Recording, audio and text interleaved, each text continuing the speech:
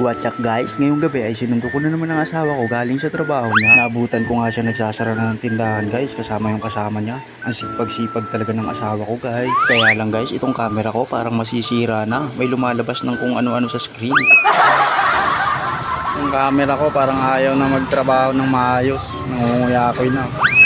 Sinabay ko na nga rin ng hatid yung kaibigan niya guys, nakasama niya sa trabaho. Kaya lang, nahihiya akong mag-video kaya hindi ko na nakuhanan. Ngayon nga pala guys, si Maring Meloy palang magdadrive. Ha? Ayaw pa! Ako na naman ang angkas. Aray ko. Okay na. Let's go! Kaya nga pala hinahayaan ko siya mag-drive guys para mapamiliarize niya yung mga signs sa daan. Ha? Wow!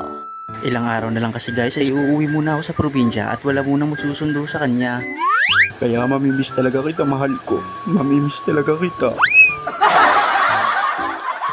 Sanay na rin yan siyang mag-drive guys kasi dati nung nililigawan niya pa ako, sinusundo at hinahatid niya ako.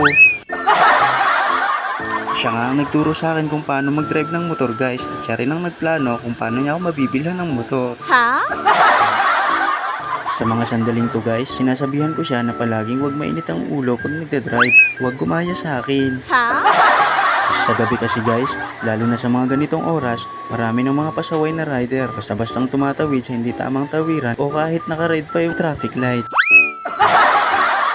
Kaya sa mga rider dyan, mag-ingat po kayo palagi. Ride safe kayo lagi mga paps at mabuhay kayo hanggat gusto nyo. Ngayon nga guys, ay malapit na kami sa Quiapo. Ilang minuto na lang din ay makakarating na kami sa bahay. Masarap din pala sa pakiramdam na ikaw yung pinagdadrive guys. Isa pa sa kagandahan, pag asawa nyo ang nagdadrive ng motor, makakahawa kayo kung saan nyo gusto. Ha? Wow! Sa mga oras na to guys, ay gutom na nga ako. At bigla ko na lang natanong sa asawa ko kung may naalala ba siya dyan sa logo na malaki na yan. Ha? Galit nga ako sa iyo. Nakapagkakil daw sa akin.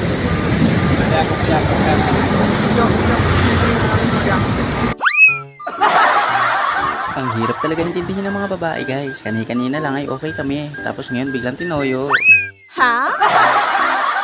At yun na nga guys, hanggang dito na lang muna. At sana suportahan mo kami sa susunod pa naming video. Mag-iwan ka ng bakas, like, subscribe, at i-follow mo na rin kami sa Facebook namin. Maraming salamat po.